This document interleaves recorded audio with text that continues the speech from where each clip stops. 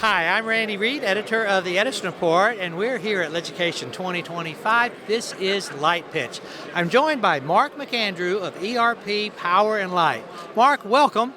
Thank you. Thanks for having me, Randy. Well, thank you, and tell our audience a little bit about what you're showing here at LEDucation.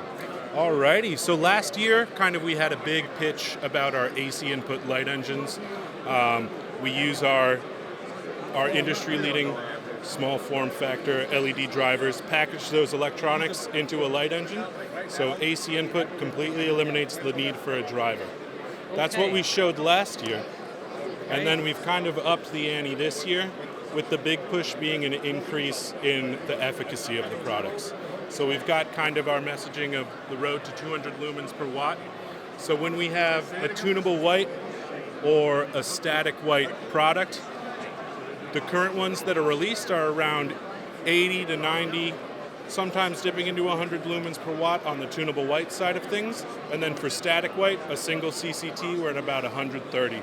But with these new generation products, we are going to be looking at a 50 to a 65 lumen per watt increase. But I want to understand, that's without a driver.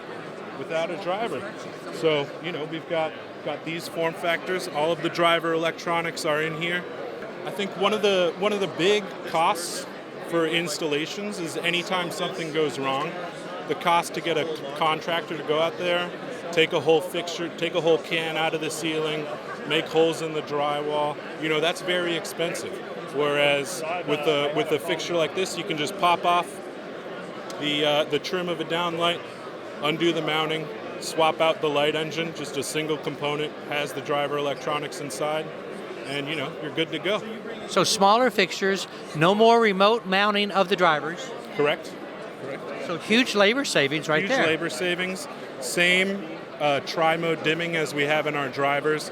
So 0 to 10 volt, triac, ELV, all of those dimming options in these engines. So 130 lumens per watt, and you're getting up to 180 and 190 now? Yes, we are. So we're actually working with a cob manufacturer, and so we've paired these new cobs specifically with our driver electronics to hit peak efficacy. And so that, in addition with starting to adopt Gallium Nitride Power Electronics, seeing efficiency savings there, in conjunction with this new cob technology. So that's how you're doing it, Yeah. Because I think if you're getting rid of the driver or building, you have to have some sacrifice, but it doesn't look like you have any sacrifice.